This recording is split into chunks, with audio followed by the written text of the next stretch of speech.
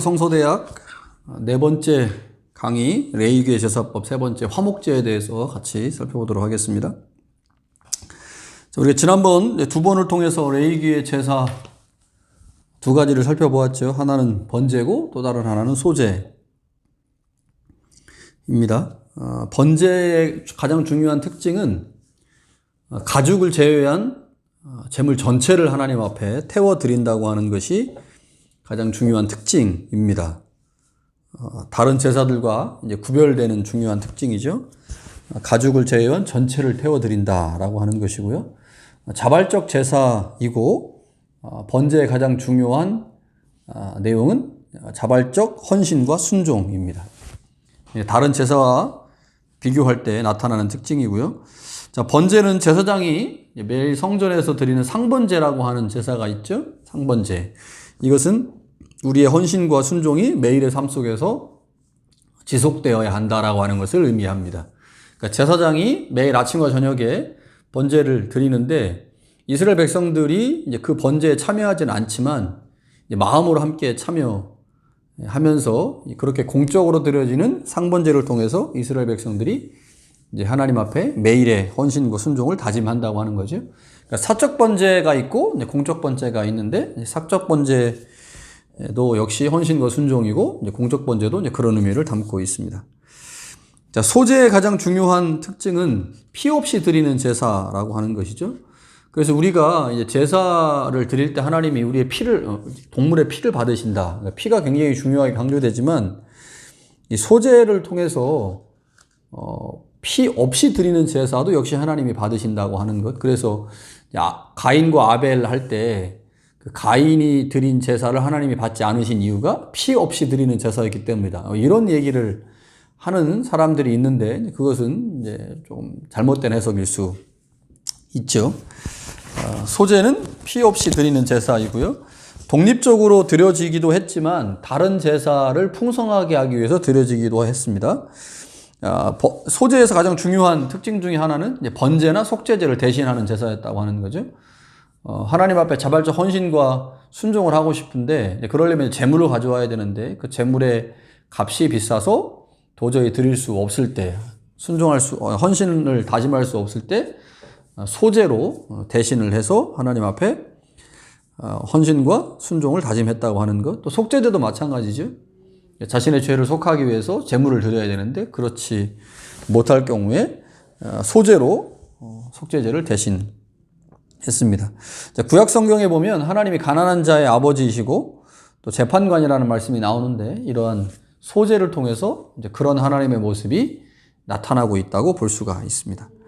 자, 오늘은 화목제를 같이 살펴보려고 하는데요. 화목제는 우리에게 굉장히 친숙한 제사입니다. 왜냐하면 신약 성경에 화목제물 이런 표현들이 몇 번 나오기 때문에 그게 정확하게는 원어에서 번역하면 그런 개념은 그런 말은 아니지만 이제 개역 성경이나 개역 개정판이 번역을 할 때 화목제물이라는 말로 번역을 했기 때문에 우리한테 굉장히 친숙한 제사 중에 하나가 이제 화목제이고요.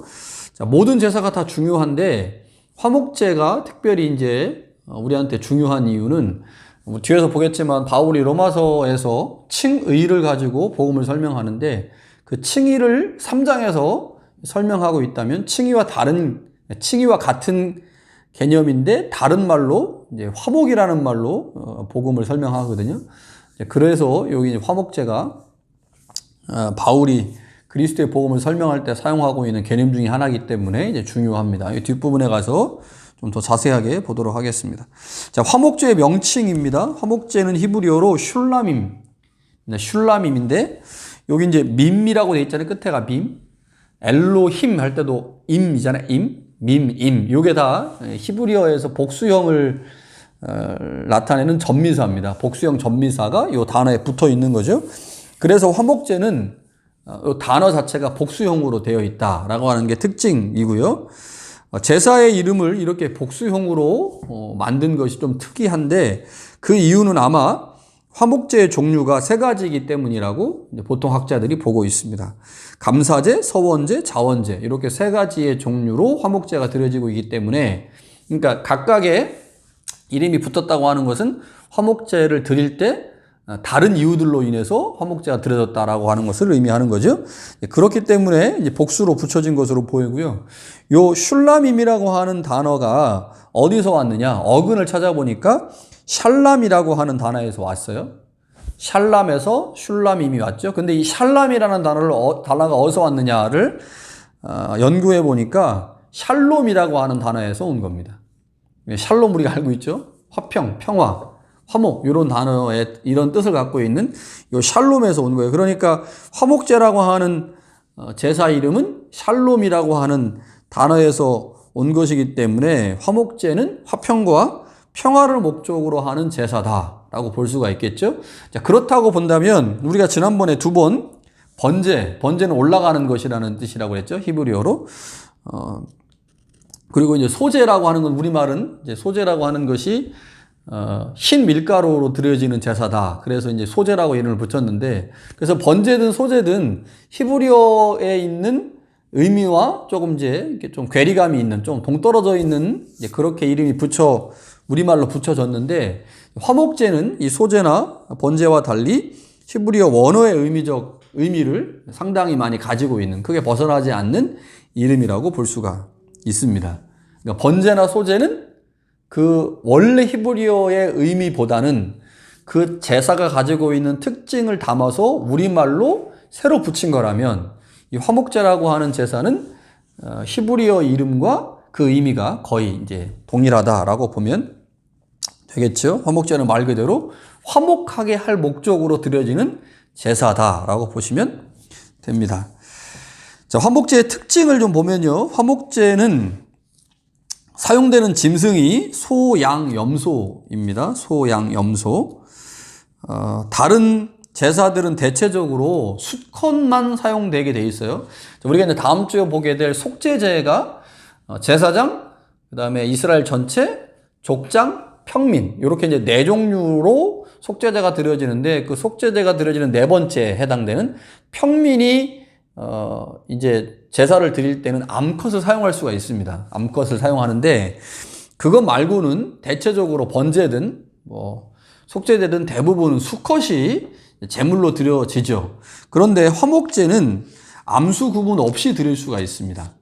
그러니까 이제 암컷으로 드릴 수도 있고 수컷으로 드릴 수도 있고, 이렇게 이제 제사자가 원하는 것으로 드릴 수가 있죠. 짐승의 크기의 차이가 있죠. 소, 양, 염소. 아마 우리가 지난번에 번제에서 살펴본 것처럼 제사를 드리는 사람의 신분이나 이제 재력에 의해서 이런 것들이 이제 구별됐을 것으로 보이고요.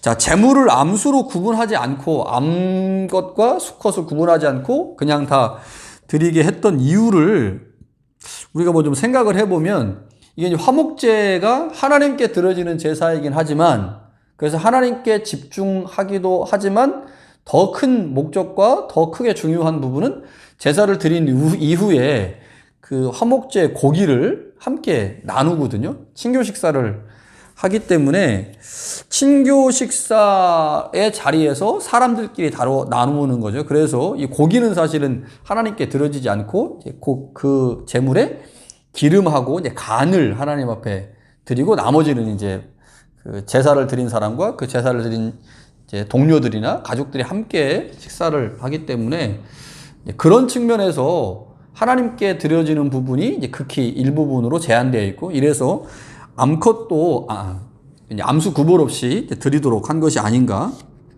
생각이 듭니다. 그러니까 잔치의 성격이, 그러니까 이 제사의 성격이 잔치 쪽에 조금 더 포인트가 있기 때문에 제사를 드리는 사람이 암컷으로 드리든 수컷으로 드리든 그것을 이제 제사자의 재량에 맡겨서 그렇게 제사를 드리게 했습니다. 그런 이유 때문이 아닐까 이렇게 이제 추측을 하는 거죠. 정확하게는 모릅니다. 정확하게는. 화목제의 가장 중요한 특징은 제물의 일부, 기름을 주로 하나님 앞에 이제 드리고요. 그 다음에 이제 그 간에 있는 피 이런 것들을 드리고, 화목제의 고기는 모두 제사장 몫으로 돌려지는 것하고, 그 다음에 이제 제사자와 그 친분 있는 사람들이 같이 식사를 하는, 이렇게 이제 나눠져 있습니다. 화목제물의 경우 이제 소나 양 그리고 염소를 바쳤는데, 자, 이제 본문을 쭉 읽어보시면 3장의 내용들을 쭉 읽어보시면 소에 관한 이야기, 그 다음에 양에 관한 이야기, 염소에 관한 이야기가 있는데 그 중에 특이한 게 있어요. 그게 6절, 3장 6절에 보면 재물이 양이면 수컷이나 암컷이나 흠없는 것으로 드려라. 이제 안수를 하겠죠. 안수를 한 후에 9절에 보면요. 9절에 보면 그는 화목제물의 제물 중에서 여호와께 화제를 드릴지니 그 기름 곧 미골에서 밴 기름진 꼬리와 내장에 덮인 기름과 내장에 붙은 모든 기름과. 자, 다른 것들도 역시 마찬가지예요. 3절을 보세요. 소를 보면 내장에 덮인 기름과 내장에 붙은 모든 기름, 두 콩팥. 그 다음에 4절에 보면 간에 덮인 꺼풀, 이렇게 돼 있죠. 자, 3장 15절도 보시면요, 염소가 있어요. 두 콩팥, 기름, 뭐 비슷한데 뭐만 다르냐면 9절에 나와 있는 기름 곧 미골에서 밴 기름진 꼬리, 요게 양에만 있는 내용입니다. 그러니까 양의 꼬리를 하나님 앞에 드려라, 이렇게 되어 있는 거죠. 그러니까 염소하고 소는 꼬리를 드리라는 말이 없는데 양은 꼬리를 드리라고 되어 있어요. 여기 양을 바칠 경우에 미골이라고 되어 있는데 이게 이제 사전을 안 찾아보면 무슨 말인지 모릅니다. 사전을 찾아보면 등골뼈, 그러니까 이제 양의 뼈가 있을 거 아니에요? 등뼈가, 등뼈의 마지막 부분, 그 마지막 부분을 미골이라고 하고요. 그 마지막 뼈하고 꼬리랑 연결되어 있겠죠? 그래서 꼬리를 이제 그 등뼈에서 잘라낼 때 그 미골 부분에서 이제 절제를 합니다. 절단을 시키면 이제 꼬리가 이제 잘라지고 그 꼬리를 하나님 앞에 드리라는 거예요. 염소하고 소는 그런 규정이 없는데 양은 꼬리를 드려라. 그런데 왜 그러면 도대체 양의 꼬리를 드리라고 할까? 그 당시 팔레스틴 지역에 가서 이제 양을 한번 본다고 생각을 해보시면 그 당시에 있는 뭐 그림들이라든지 아니면 이제 문서들을 쭉 찾아보니까 그 팔레스틴 지역의 양의 꼬리가 굉장히 두툼하고 묵직했다고 합니다. 굉장히 큰 게 특징이었는데, 자, 우기에 이제 비가 많이 내리면 양들이 이제 풀을 뜯어 먹을 거 아니에요? 그러면 그 풀을 뜯어 먹어가지고 영양분을 이제 몸에다가 쌓아 놓죠. 그리고 나서 건기에, 비가 오지 않는 시기에 자신의 몸 안에 쌓여있는 영양분으로 그 힘든 시기를 보내잖아요. 그런데 양이 자신의 꼬리에다가 기름을 많이 축적을 해놓고 그 축적된 기름으로 이제 그 건기를 보냈다고 되어 있습니다. 요즘은 축산 기술이 발달했기 때문에 양의 꼬리를 자르거나 꼬리에 양분이 집중되지 않도록 하지만 그 당시에는 그런 축산 기술이 발달되지 않았기 때문에 그냥 뭐 자연에서 방목을 했기 때문에 양들이 먹고 싶은 대로 먹었고, 그러면 양이 건기를 위해서 자신의 꼬리에다가 기름을 굉장히 많이 축적을 해놓은 거죠. 그 당시에 이제 문서들을 보면요, 순양의 꼬리가 암양의 꼬리보다 한 2배 정도 컸는데, 순양의 꼬리가 얼마나 컸는지 폭 있잖아요. 길이 말고 폭이 30cm입니다. 이만한 거예요, 이 꼬리가. 그리고 무게가, 뭐 길이는 더 길었겠죠. 폭이 30cm니까 이렇게 정도 길었을 텐데 무게가 12kg였습니다. 꼬리 무게가. 이게 이제 미골을 잘라가지고 이제 드리려고 하면 꼬리 무게가 12kg인데 꼬리 뼈의 무게를 재보니까 70g입니다. 그러니까 12kg가 되는 꼬리의 무게에 뼈는 사실 얼마 안 되고 대부분 다 그 꼬리 안에 뭐가 있냐? 기름이 있었다고 하는 거죠. 자, 그러니까 기름진 꼬리를 미골에서 딱 절단시켜가지고 기름진 꼬리를 하나님 앞에 드리라고 한 거죠. 소나 염소는 그런 규정이 없는 것은 소나 염소의 꼬리에는 기름이 많지 않았기 때문에 그것을 드리라고 하지 않았고, 그러나 이제 양 같은 경우는 좀 달랐다고 하는 거죠. 자, 뭘 할 수 있냐? 이 화목제에서 가장 중요하게 드려지는 부분이 기름이라는 겁니다. 기름. 여기 이제 3절에도 보면 4절에도 보면 그 다음에 9절, 10절, 그 다음에 염소에 관계된 14절, 15절에 보면 다 여기에 뭐가 나오냐? 기름과 관련된 것들이 나와요. 기름과 같은 것들이. 그리고 이제 기름은 하나님 앞에 드리고 고기는 이제 일부가 제사장 몫으로 돌아가고요. 일부는 이제 그 제사를 드린 사람이 이제 삶아서 고기를 먹게 되죠. 그러니까 제사를 드리고 나서 잔치를 벌이게 되는 건데, 자, 화목제에서 여기 이제 이 꼬리 말고 여기 이제 본문에 보면 내장에 덮인 기름과 내장에 붙은 모든 기름, 두 콩팥 이런 얘기들이 나오는데 레위기 6장 12절하고요. 열왕기상 8장 64절에 보니까 화목제를 부를 때 뭐라고까지 부르냐면 화목제의 기름이라는 표현을 합니다. 그러니까 이제 화목제를 드릴 때 가장 중요하게 드려지는 것이 뭐냐면 기름이었다고 하는 거죠. 그래서 여기 그 내장에 덮인 기름, 그리고 내장에 붙은 모든 기름 이거 드렸고요.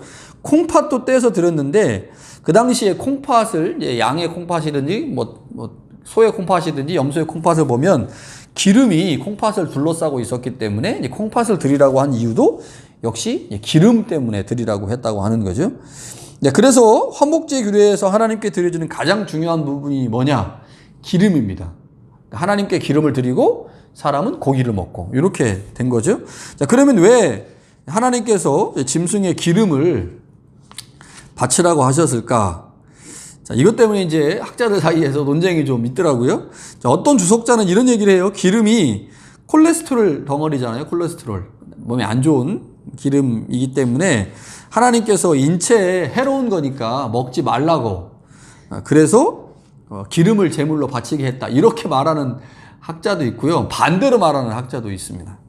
자, 그런데 이제 그 당시에 그 팔레스틴 그 지역, 고대 근동 지역에서 기름이 가지고 있는 의미가 어떤 것인가를 좀 찾아보면 이유를 알 수가 있는데 두 가지 정도 때문에 기름을 바치라고 한 것으로 보입니다. 첫 번째는 그 당시에 기름이 굉장히 귀했습니다. 고대 이스라엘에서 기름은 부와 풍요의 상징이었고요. 힘의 근원으로 간주된 게 이 기름입니다. 자, 그렇기 때문에 화목제라는 게 고기는 사람이 먹고 그 제물의 중요한 부분을 하나님께 드렸거든요. 그러니까 중요한 부분을 드린다고 할 때 뭐가 제일 중요하냐? 고대 사람들의 입장에서는 기름이 부와 힘의 상징이었다. 그러면 하나님 앞에 이제 기름을 드리고 하나님께 귀한 것 드리고 나머지 고기는 이제 사람이 먹고 이렇게 한 거죠. 또 다른 하나는 기름이 이제 제물로 드려지면 우리가 이제 기름 태울 때 냄새가 굉장히 좋잖아요. 그래서 이 냄새 때문에 아마 기름을 드리라고 하신 것이 아닌가라고 생각해 볼 수가 있습니다.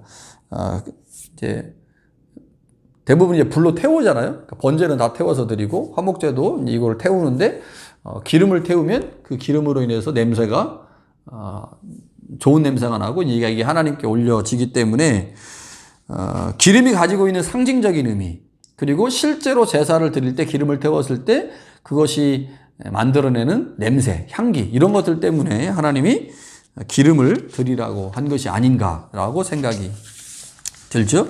자, 여기 보면 또 어떤 게 나오냐 4절에 보면요.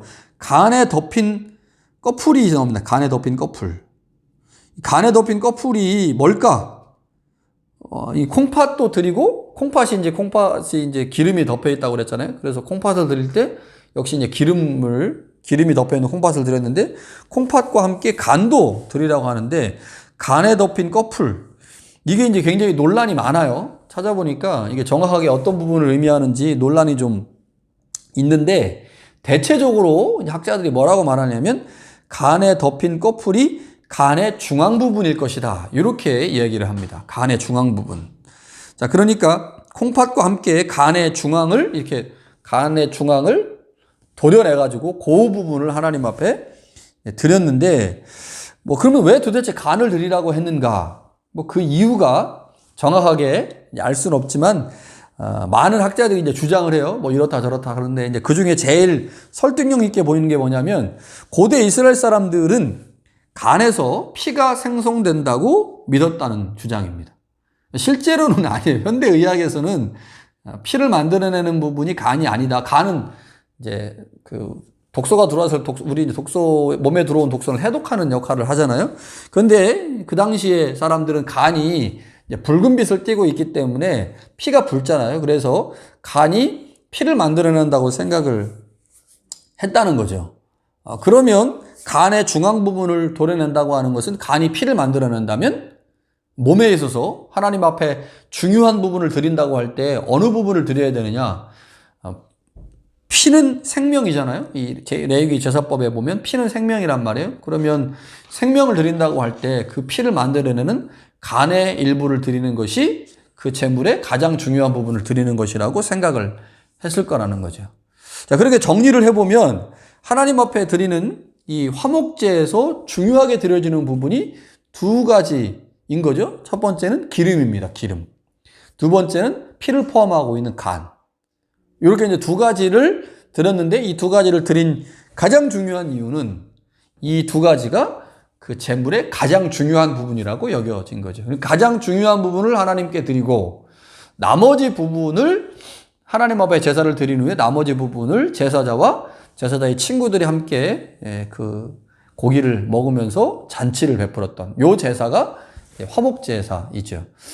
그래서 이게 이제 신약 시대로 오면 바울이 이 화목제가 가지고 있는 하나님께 드려지는 것과 공동체가 서로 나누는 이 두 가지를 가지고 이제 복음을 설명하는데 굉장히 중요한 부분입니다. 자, 화목제를 드린 목적이 있겠죠? 자, 화목제를 드리는 목적. 자, 번제와 마찬가지로 화목제도 역시 자발적인 제사입니다. 그래서 개인이 원하면 언제든지 드릴 수가 있었습니다. 번제와 마찬가지로 이제 안수를 하죠. 안수를 한다고 하는 것은 제물과 나를 동일시하는 것이고, 그래서 내가 나를 사실은 드려야 되는데 나를 드리게 되면 내가 죽잖아요. 죽으면 아무것도 안 끝나는 거기 때문에 나를 대신하는 제물을 하나님 앞에 드리면서 그 제물의 중요한 부분을 하나님께 드리고 나머지 부분들을 이제 함께 식사한 거죠. 화목제는 월삭이나 칠칠절 같은 일부 절기에 이제 공적으로 드려지는 것을 제외하면 매우 사적인 성격이 강한 제사입니다. 그러니까 이제 하나님과 화목을 추구하려고 이제 제사를 드릴 수 있고요. 또 내가 불편한 어떤 친구 혹은 우리 가족, 우리 친척 중에 누구와 이제 이 화목해야 된다. 그러면 우리 한국 사람들도 그렇지만 먹으면서 뭔가를 같이 먹고 뭔가를 이렇게 같이 이제 나눌 때 제일 친해질 수 있지 않습니까? 밥 먹으면서 친해지잖아요. 그러니까 누군가와의 화목을 이루려고 하면 그 사람과 식사를 해야 되고, 그러려면 이제 제사를 하나님 앞에 드리고, 그래서 피와 간과 기름을 하나님 앞에 드리고, 나머지 이제 고기를 가지고 친교를 나누었죠. 번제가 하나님과 제사자의 친교를 위한 것이라면, 그러니까 이게 조금 더 강한 거예요. 번제는 자발적인 헌신과 순종을 드러내는 것이기 때문에 번제는 하나님과 제사자와의 이런 관계가 조금 더 강조되고 있는 제사라면, 화목제의 주된 목적은 하나님 앞에 감사와 찬양을 드린 후에 식사를 통해서 사람들과의 친교를 다지는 것이기 때문에 화목제의 가장 중요한 목적은 제사 후에 친교다. 화목을 다지는 행위다. 이게 이제 가장 중요한 목적이라고 볼 수가 있습니다. 물론 화목제가 하나님께 드려지는 제사이기 때문에 하나님과의 수직적인 관계가 중요해요. 그러나 다른 제사들과 비교할 때 친교, 다른 사람과의 친교가 매우 중요하다. 그래서 바울이 에베소서 2장에 가면 요 화목제가 갖고 있는 이 친교의 성격을 가지고 이제 복음을 설명하는데 굉장히 중요한 부분이 있습니다. 화목제의 중요한 목적은 식사 후에 수평적 교제, 친교를 위한 것이다 라고 하는 것을 기억하셔야 되죠. 자, 화목제는 번제와 마찬가지로요, 속죄 기능이 없습니다. 지난번에 우리가 이제 번제를 살펴보았죠. 번제가 이제 1장 4절에 그를 위하여 속죄가 될 것이다. 그래서 이제 번제가 속죄 기능이 있다라고 보는 학자들이 있지만, 여기서 속죄가 된다라고 하는 말을 죄를 속한다라고 하는 말보다는 그가 나를 대신할 것이다, 이렇게 이제 보는 게 더 맞다고 그랬죠. 그래서 내가 번제물에 안수를 하게 되면 그 번제물이 곧 내가 되고, 그래서 나를 하나님 앞에 드리지 못하니 대신해서 제물을 하나님 앞에 드림으로 나를 드리는 것이다. 이게 이제 번제의 중요한 특징이라고 말씀을 드렸는데, 그래서 이제 번제에도 속죄 기능이 없습니다. 번제는 헌신과 순종을 다짐하는 제사이고요. 화목제도 역시 속죄 기능이 없습니다. 근데 소제는 있죠. 소제는 속죄제를 대신하는 제사로 쓰여지기 때문에 소제가 속죄제의 기능을 하죠. 그래서 피가 없이 드려지는 소제가 속죄제 기능을 하는데, 피가 이씨 드려지는, 피로 드려지는 이 화목제에는 속죄 기능이 없습니다. 레위기 9장 22절에 보면 속죄제, 번제, 화목제가 함께 드려지고 있는데, 자, 이것을 이제 제사의 순서를 통해서 이제 제사가 가지고 있는 특징들을 좀 보면요.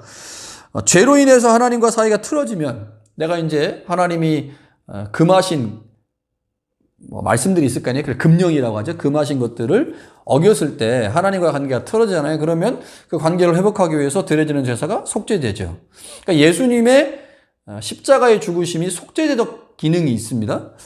자, 그렇게 속죄제를 통해서 하나님과 관계가 회복돼요. 그러면 하나님과의 관계가 회복된 상태에서 하나님을 향해서 지속적으로 헌신하고 하나님의 말에 순종하겠다라고 하는 어떤 행위들을 하겠죠. 그 행위가 뭐냐? 그게 번제입니다. 속죄제가 드려지고 번제를 통해서 하나님의 말씀에 순종하고 하나님의 나라 사역에 헌신하겠다라고 하는 것을 드러내는 거죠. 개인적인 것으로 드러낼 수 있고요. 상번제처럼 국가 전체가 제사장을 통하여 매일 아침과 저녁에 지속적으로 헌신하겠다고 하는 것들을 보여주는 이런 번제들이 있죠. 그리고 난 후에 하나님과의 관계가 회복됐고 하나님께 지속적인 헌신과 순종을 다짐한 후에 하나님과 관계가 회복되면 누구와의 관계가 남았어요? 다른 이웃과 관계가 남았죠. 그 이웃과의 관계를 화목하게 만들도록 하기 위해서 드리는 제사가 뭐냐? 그게 이제 화목제입니다. 그래서 속죄제, 번제, 소제, 화목제가 함께 드려지는 경우가 있는데 제사의 마지막은 항상 마무리는 화목제입니다. 화목제. 그러니까 이제 하나님과의 관계가 회복된 이후에 사람과 사람 사이의 관계의 회복을 중요하게 생각한 거죠. 이게 이제 제사가 가지고 있는 중요한 특징 중에 하나입니다. 그러니까 친교와 교제 그리고 하나됨을 추구하는 것이 화목제라고 보면 속죄제를 통해서 하나님과의 관계가 회복되고 번제를 통해서 하나님 앞에 헌신을 다짐하고 화목제를 통해서 다른 이웃들과의 관계를 원활하게 만드는 그러니까 이런 제사들이 이제 레위기에 나와 있는 제사들입니다. 자, 화목제가 아까 말씀드렸죠. 슐라밈이라고 하는 그래서 복수형이라고 그랬잖아요. 슐라밈. 그래서 화목제는 다른 제사와 달리 세 종류의 제사가 있습니다. 자, 그런데 우리가 이제 레위기 3장에 보면 화목제가 나오는데 이 화목제 여기서 이거는 이제 평신도가 사적인 화목제를 드릴 때의 규례를 설명하고 있는 게 3장이에요. 그리고 이제 뒷부분에 가보면 6장 8절부터 7장까지 제사장들의 지침서가 나옵니다. 그러니까 이제 우리가 이제 번제를 드리거나 화목제를 드리거나 속죄제를 드릴 때 우리가 제물을 가져와서 도사를 우리가 하잖아요. 안수를 하고 도사를 하고 각을 떠서 번제를 드리거나 아니면 거기에 있는 뭐 기름이나 간을 떼든지 이런 것들을 이제 제사자가 한단 말이에요. 그 제사자가 하는 게 있고 또 이제 그 제사를 드릴 때 제사장이 할 일이 있잖아요.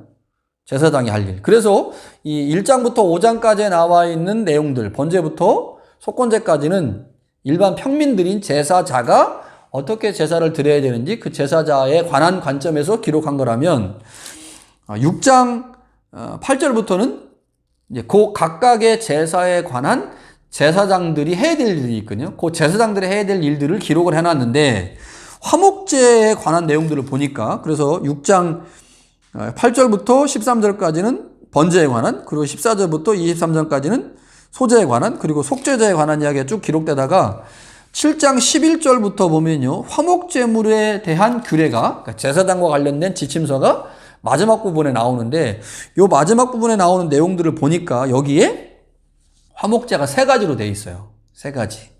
자, 어떻게 되느냐? 7장 12절에 보면 만일 그것을 감사함으로 드리려면 감사와 관련된 화목제입니다. 이걸 그래서 이제 감사제라고 부르는 거고요. 15절에 보면 감사함으로 드리는 화목제물의 고기는 드리는 그날에 먹을 것이요. 감사함으로 드리는 화목제물, 감사제. 그러니까 화목제 안에 감사제가 있는 거죠. 16절에 보면요. 그러나 그 예물의 제물이 서원이나 자원하는 것이면 그래서 화목제물 안에 서원제가 있고 자원제가 있다. 이렇게 이제 그래서 세 가지라고 보통 부릅니다. 첫 번째, 감사제는요. 자, 이거 이제 어떤 때 감사제를 드리냐면 여행을 무사히 마쳤거나 혹은 전쟁터에 갔다가 무사히 돌아오거나 또는 질병에서 회복됐을 때 하나님이 특별한 은혜를 베푸신 거잖아요. 그 특별한 은혜를 경험하고 난 후에 감사함으로 하나님 앞에 드리는 것. 이게 감사합니다. 감사제입니다. 감사제. 그러니까 이제 그 화목제물인데 하나님 앞에 이제 감사함으로 드리는 거예요. 생각해 보세요. 여행 무사히 마치고 왔어요. 전쟁에서 돌아왔어요. 질병에서 회복됐어요. 그러면 기쁘잖아요.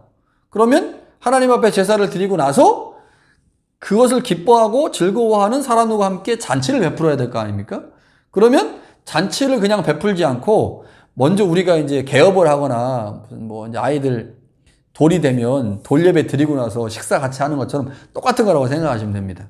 그러니까 하나님 앞에 그 제물 중에 기름하고 피를 드리고 간을 드리고 나머지 이제 그 고기를 먹는 거죠. 그러니까 이렇게 감사한 일이 있을 때 번제를 통해서 전부를 다 태워드리면 하나님이 나에게 이렇게 감사한 일을 허락하셨는데 내가 이제 하나님 앞에 더 전적으로 헌신하고 순종하겠습니다 라고 하는 것으로 만약에 제사를 드리고 싶으면 번제를 드리겠죠. 그러나 나와 함께 그것을 기뻐하는 사람들과 함께 친교를 나누고 싶으면 화목제를 드리는 겁니다. 그래서 성격을 좀 달리해서 드리는 거라고 보면 되죠. 이 감사제라고 하는 것이 히브리어로 토다인데 이게 이제 시편에서 찬양을 의미하는 단어로 이 단어가 많이 쓰이고 있어요. 그래서 하나님을 찬양하고 그 이후에 이제 함께 교제하는 이런 게 감사제입니다. 감사제의 화목제물은요 그날 다 먹어야 돼요. 여기는 내용이 뭐 여행 무사히 마치고 전쟁에서 돌아오고 질병이 회복됐으니 얼마나 기쁘겠습니까? 그러니까 그 기쁨을 그날 만끽해라. 그런 의미에서 그날 음식은 그날 다 먹어야 됩니다. 남겨놓으면 안 된다라고 되어 있고요. 서원제, 두 번째는 서원제인데 어려운 상황을 만났을 때 사람들은 특별히 이제 하나님의 도우심을 구하면서 이제 서원 기도를 하지 않습니까? 그 서원 기도, 서원을 약속을 했는데 그 서원이 이루어지면 역시 화목제를 드렸어요. 그러니까 예를 들면 에서를 피해서 집에서 도망한 야곱이 이렇게 말하죠. 만약 하나님이 자신을 안전하게 집으로 돌아가게 하시면 여호와가 자신의 하나님이 될 것입니다. 라고 서원을 했어요. 그리고 나서 이제 베델에서 그렇게 서원을 하고 나서 이제 야곱이 다시 베델로 돌아오잖아요. 이제 라반 집에 갔다가 삼촌 라반 집에 갔다가 다시 베델로 돌아옵니다. 베델로 돌아와서 지난번에 자신이 서원한 게 있지 않습니까? 그래서 거기서 제사를 하나님 앞에 드리는데 그 제사가 성경에는 정확하게 나와 있지 않지만 그게 서원제인 거죠.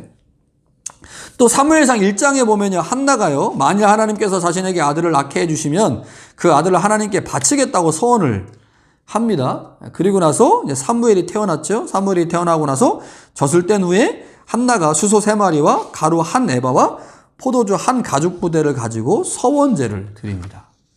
그러니까 이제 서원을 하고 그 서원이 이루어졌을 때 역시 기쁘죠. 그러니까 하나님 앞에 제사를 드리고 나머지 고기로 함께 친교하는 거죠. 그러니까 조금 이제 감사제랑 비슷하긴 하지만 감사제는 하나님의 전적인 은혜에 대한 감사함으로 드리는 거고요. 서원제는 자신이 어려운 상황을 만났고 그것에 대해서 하나님 앞에 해결해 달라고 했는데 하나님이 해결해 주시면 그때 드리는 거고요. 서원제의 고기는 다음 날까지 먹을 수 있습니다. 자원제. 이거는 이제 그냥 특별한 일이 없는데 내가 누군가와 어떤 친척과 혹은 친구들과 하나님 앞에 제사를 드리고 나서 고기를 같이 먹고 싶은 거예요. 고기를. 우리도 이제 그런 경우 있잖아요.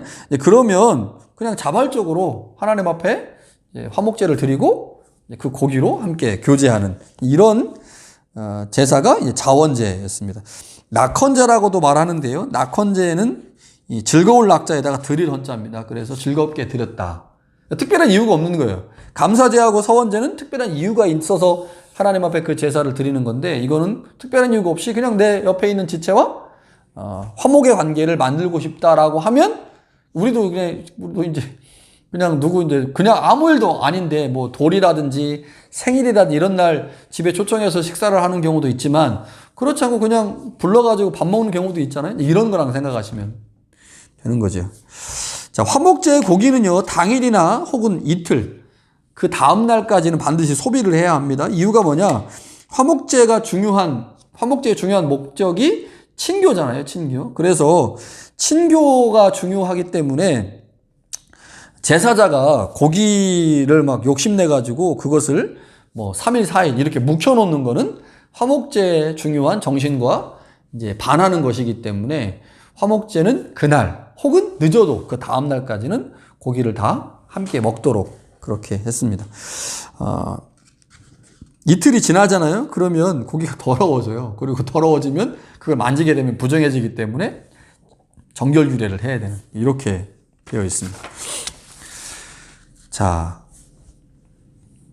화목제가 가지고 있는 의미가 이제 크게 두 가지 정도가 있습니다. 아까 계속 이제 말씀드리지만 화목제는 관계 회복을 위해서 드리는 제사이죠. 관계 회복. 관계 회복이 이제 기본 목표인데, 하나님과의 관계 회복이 있고 또 이웃과의 관계 회복이 있어요. 그러니까 감사제라든지 서원제 같은 경우는, 특별히 서원제 같은 경우는 하나님 앞에 내가 서원을 했고 그 서원을 하나님이 들어주셨고 그것에 대한 의미를 담아서 이제 하나님 앞에 화목제를 드리기 때문에 그 서원을 들어주신 하나님과 그것을 경험한 사람의 관계가 이제 좀 더 회복되는 이런 의미가 있죠. 그리고 이제 감사제도 역시 마찬가지죠. 그런데 이제 감사제 같은 경우는 감사제를 드리고 나서 함께 기쁨을 나누는 이제 친교 식사가 중요한 의미가 있는 거고요. 자원제 같은 경우는 특별한 일이 없는데 누군가의 화목을 위해서 이제 그 식사를 이제 준비하려고 해서 제사를 드리는 것이기 때문에 화목제가 가지고 있는 기본적인 의미는 관계 회복입니다. 관계 회복인데 이제 다른 제사와 달리 이웃과의 관계 회복이 매우 중요하다고 하는 것을 이제 기억을 하셔야 되는 거죠. 자, 이것은 하나님과의 관계 회복을 경험한 사람이 반드시 수평적 관계 회복으로 발전되어야 한다. 그러니까 감사제든 서원제든 하나님이 그 일을 하셨기 때문에 하나님과의 관계에 근거해서 제사가 드려졌지만 그 제사를 드린 후에 고기를 함께 나누기 때문에 이웃과의 관계가 매우 중요한 제사이고, 그래서 하나님과 관계, 하나님 앞에 제사를 드림으로 관계가 회복된 사람은 반드시 이웃과의 관계 회복으로 그 관계의 폭이 넓어져야 된다라고 하는 것을 의미하죠. 이걸 한번 우리가 이제 예배에 적용해 볼 수가 있어요. 엄격한 경건주의 전통이나 보수적 신학을 추구하는 교회들은 지금도 마찬가지입니다. 예배가 오직 하나님께만 집중하는 행위라고 가르쳐 왔어요. 그래서 예배 시간에 특정한 사람을 향해 박수를 치거나 칭찬의 말을 하는 것을 매우 엄격하게 금지해 왔습니다. 그러나 오늘 현재의 예배가 번제적 요소도 있고요, 화목제적 요소도 있거든요. 예수 그리스도의 십자가 안에서 화목제가 성취되었다고 한다면 예수의 거룩한 보혈로 말미암아 하나님 앞에 예배하는 우리들은 번제의 성취 혹은 화목제의 성취로 예배를 이해해야 되거든요. 자, 그런데 화목제라고 하는 것이 친교와 교제를 매우 중요하게 생각하는 제사였단 말이에요.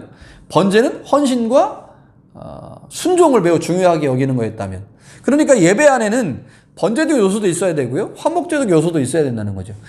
예배 안에 있는 번제적 요소는 하나님 앞에 집중함으로 하나님 앞에 헌신과 순종을 결단하고 다짐하는 것이 번제적 요소라면, 함께 예배하고 있는 공동체의 하나됨, 그리고 공동체 안에서의 친교와 교제를 매우 중요하게 여기는 것이 화목제이기 때문에 예배 안에 화목제적 요소가 반드시 나타나야 된다고 한다면, 예배하면서 박수를 치거나 혹은 다른 사람을 칭찬하거나 다른 사람을 높이는 이런 일이 예배를 뭐 부정하게 하거나 예배의 본질적 요소를 흐트러뜨린다, 이렇게 말하기가 좀 어렵다고 하는 거죠.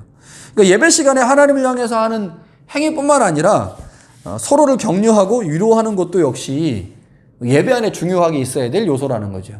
그러니까 구약시대에는 제사가 여러 종류가 있어서 각각의 성격들을 통해서 각각의 제사로 그 일들을 성취시켰는데, 예수 그리스도 안에서 이러한 모든 제사가 완성되었다고 친다면 그 예수 그리스도의 보혈, 또 예수 그리스도의 십자가 사건을 기억하여 모이는 예배에는 번제적 요소, 화목제적 요소, 속죄제적 요소가 함께 녹아 있어야 하는데, 이 번제적 요소는 하나님께 집중하는 거라면, 이 화목제적 요소는 성도들 간의 교제와 친교가 매우 중요한 요소일 수 있다고 하는 거죠.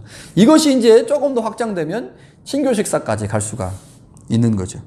자, 그렇다고 보면 이제 두 번째요. 화목제는 다른 제사와 달리 공동체성을 매우 강조하는 제사입니다.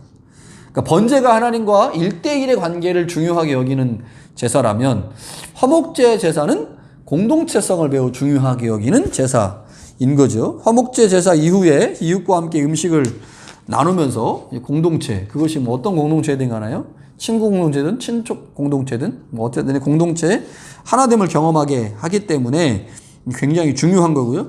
예배 후에 우리가 이제 친교 시간, 공동 식사를 하는데, 이것이 화목제의 의미를 매우 강하게 드러내는 것이고요. 그래서 이제 온라인으로 우리가 예배를 드리면서, 우리가 이제 뭐 이거 제가 예전에 말씀을 드렸지만, 이렇게 이제 예배가 이제 드려지면서 우리의 삶의 자리에서 드리잖아요. 가정에서 드리고. 그래서 예배는 여전히 드려지고 있는 거죠. 그런데 이제 교회라고 하는 것은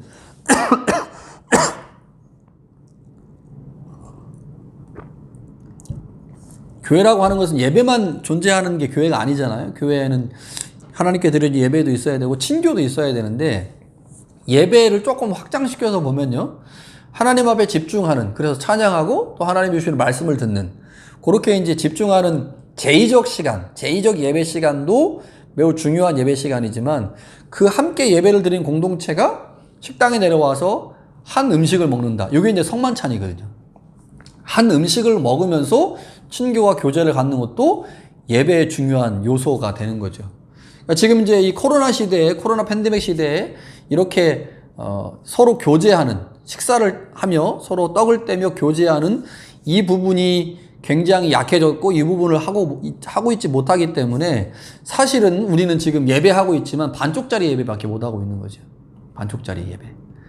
그래서 뭐 이제 가급적이면 모여서 뭐를 해야 된다라고 하는데, 뭐 코로나 시대에 우리 같이 밥을 먹을 수는 없으니까요. 이게 굉장히 안타까운 현실이고 굉장히 지금 힘든 상황인 거죠. 교회의 교회됨을 우리는 지금 거의 1년 동안 제대로 살려내지 못하고 있다고 볼 수가 있습니다.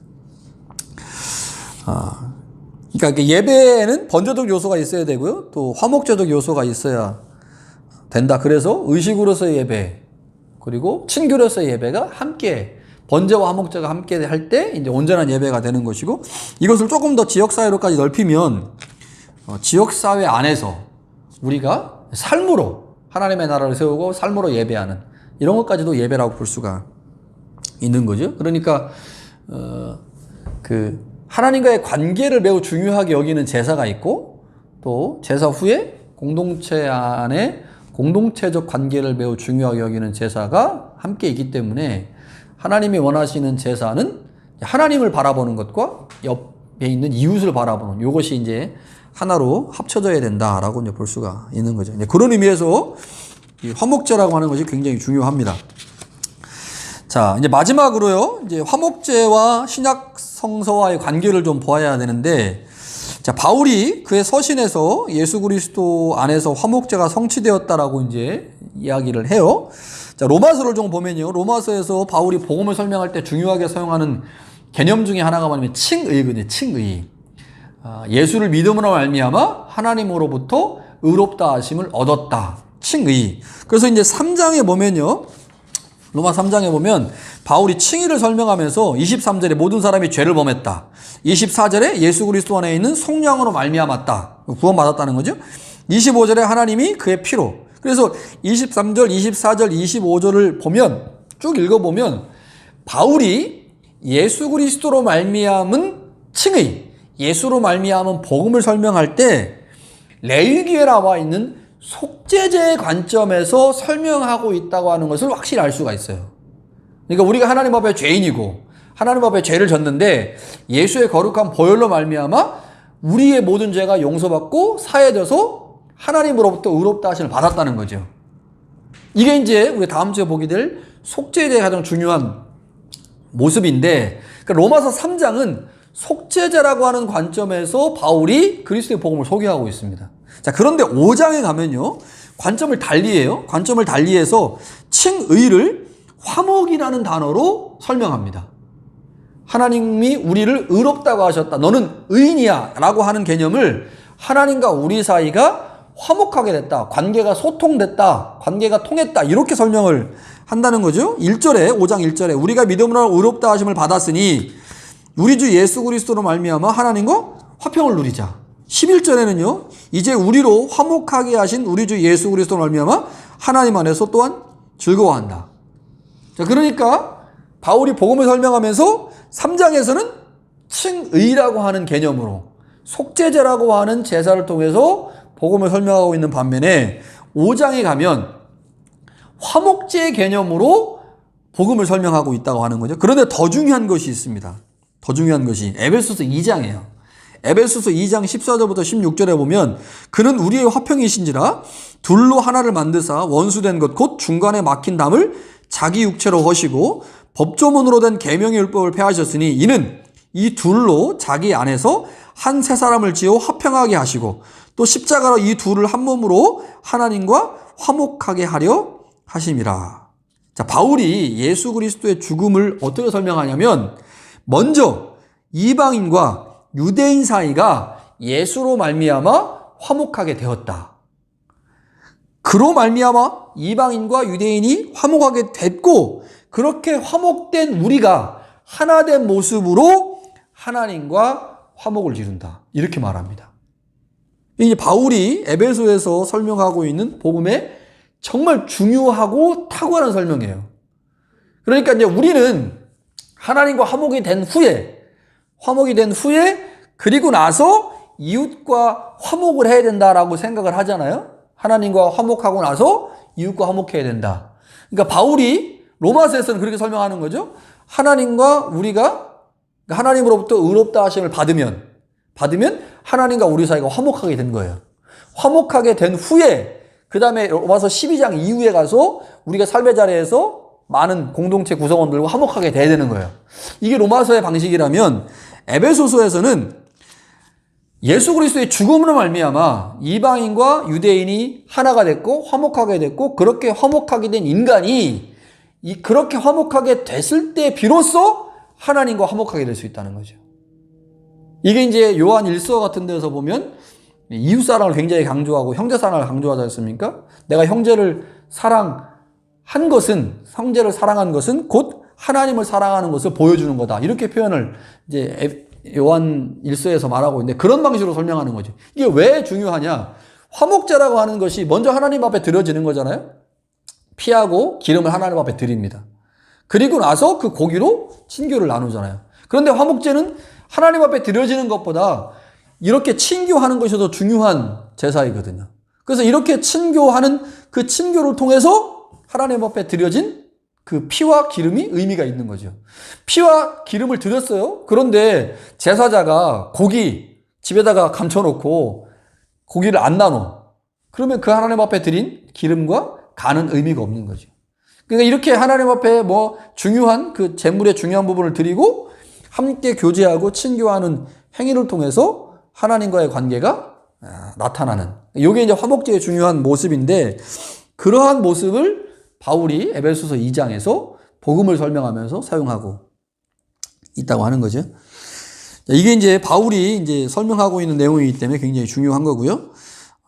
화목제와 그리스도인에 대한 부분, 그게 이제 화목제와 성만찬. 예수님이 우리 가운데 이제 말씀하신 이 성만찬이 결국 우리가 예배 후에 함께 하는 친교 식사입니다.